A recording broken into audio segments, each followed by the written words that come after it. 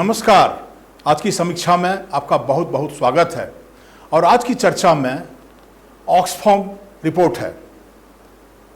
कल के अखबार के सुर्खियों में ऑक्सफैम इंडिया के ऊपर एक जो बहुत ही महत्वपूर्ण खबर छपी है, जो हिंदुस्तान में व्याप्त भेदभाव की कहानी को कहता है। इसके ऊपर हमने आपके साथ बातचीत करने का फैसला सिर्फ इसलिए किया कि इस साल हम लोग आज़ादी का अमृत महोत्सव भी मना रहे हैं। 75 साल हो गए देश को आज़ाद हुए हुए, फिर भी आज हिंदुस्तान में कई ऐसा तबका है जो कई तरह का भेदभाव का शिकार है। उसी का ये जीता जाता कहानी प्रस्तुत कर रहा है इंडियन ऑक्सफैम रिपोर्ट, जो 2022 में सारे अखबारों में BBC से लेकर बाकी जगह छपा है। अगर आप उस पर एक नज़र डालें तो आपको पता चलेगा कि ये कोई नई बात नहीं कह रहा है। किस तरह का भेदभाव महिलाओं के साथ, किस तरह का भेदभाव माइनॉरिटी मतलब मुसलमानों के साथ, और किस तरह का भेदभाव दलितों के साथ या ट्राइबल के साथ हो रहा है इस देश में। अभी भी वो भेदभाव चल रहा है और वो उसको आप देख सकते हैं। तो मेरे कहने का तात्पर्य है कि ये कोई नई कहानी नहीं इसमें कही जा रही है। फिर भी मैंने उसके ऊपर बात करना आपसे मुनासिब सिर्फ इसलिए समझा कि ये इस तरह की चीज़ें जो होती हैं, जो कहते हैं कि आर्ट और लिटरेचर समाज का आईना होता है। तो जब हम इस मुगालफत में जी रहे हैं कि हम अमृत महोत्सव मना रहे हैं, 75 साल हमारे आज़ादी को हो गया, फिर भी हमारे बीच क्या क्या खामियां हैं, इस पर भी हमको एक नज़र देखने की ज़रूरत है। अगर आप देखेंगे इस रिपोर्ट में वो ये कहा गया है कि यहाँ पे जो इन तबकों के बीच मुसलमानों के साथ, महिलाओं के साथ, दलितों और ट्राइबल्स के साथ दो तरह का डिप्राइवेशन डिस्क्रिमिनेशन होता है। एक तो प्रोफेशनल डिस्क्रिमिनेशन जिसको कहते हैं, और दूसरा सोसाइटल डिस्क्रिमिनेशन के बारे में ये बताता है।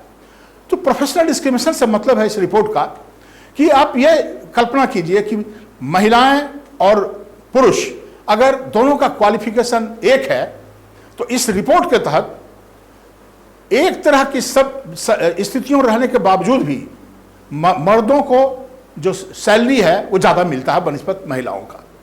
उसी तरह की बात हिंदू और मुसलमान या मुसलमान और बाकी तबकों के साथ है, या फिर दलितों और बाकी हिंदू सवर्णों के साथ है। तो ये जो चीज़ ऑक्सफैम रिपोर्ट में छन के आ रहा है, सिवाय इसके कि प्रोफेशनल और सोसाइटल इसको डिस्क्रिमिनेट अलग अलग करके बताता है और हर एक क्षेत्र में ये काम करते रहता है। बाकी ये कहानी कई बार कही जा चुकी है। आप देखिए, सबसे पहले बात, ये मुसलमानों के साथ जो डिस्क्रिमिनेशन की बात है, इसके ऊपर हम लोग सच्चर कमीशन रिपोर्ट को भी देख चुके हैं।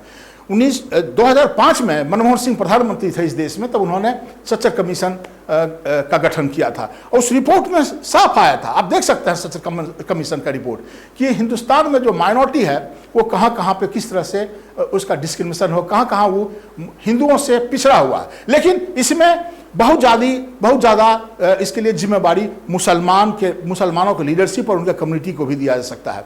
1857 के बाद जिस तरह से अंग्रेजों ने उसके ऊपर अत्याचार किया, वो बेसिकली ये नेचुरल था कि वो उसी के कंपटीटर थे, तो उन्होंने उसके ऊपर में अटैक किया। लेकिन मुसलमानों के बीच अंग्रेजी के प्रति जो एक भेदभाव वाली नीति रही, वो अंग्रेजी से दूर होते रहे, मेन स्ट्रीम एजुकेशन से वो दूर होते रहे। तो नतीजा क्या हुआ कि आज अच्छे प्रोफेशन में मुसलमान नहीं दिखाई पड़ते हैं। तो जो उनके जो कई सोशल रिफॉर्मर थे, उन लोगों ने इसको करने का कोशिश किया, लेकिन वो नहीं कर पाए। इसी तरह का डिस्क्रिमिनेशन आप महिलाओं के साथ देख सकते हैं। यह सामाजिक व्यवस्था है कि हिंदुस्तान में एक माइंडसेट है कि सन फर्स्ट, और यह हिंदुस्तान भी नहीं, अमर्त्य सेन का बड़ा ही मशहूर लेख है कि 100 मिलियन मिसिंग वुमेन पूरे दुनिया में, कि महिलाओं के साथ जिस तरह का जो डिस्क्रिमिनेशन होता है वो उसके चलते वो मिसिंग है। और उसी कॉन्सेप्ट को अरविंद सुब्रमण्यम ने हिंदुस्तान में उतारा और कहा अनवांटेड गर्ल्स का कॉन्सेप्ट दिया। दलितों के साथ जो अत्याचार हो रहा है, दलित भी जो पिछड़े हुए हैं लाख रिजर्वेशन के बाद, इन सारी चीज़ों की कहानी आपको कई जगह मिल जा सकता है। तो इस रिपोर्ट में कोई नई कहानी नहीं है, सिवाय इसके कि इस समय जब हम 75 साल आज़ादी को मना रहे हैं, तो इसको हम लोगों को भारत के जनमानस को कुरेद के चला जाता है। इन्हीं चंद बातों के साथ आपको बहुत बहुत धन्यवाद। और जब हम कल मिलते हैं तो इस वादे के साथ मिलेंगे, ये वादा करते हैं कि हम फिर कुछ नई कहानी लेकर के आपके सामने आएंगे। धन्यवाद।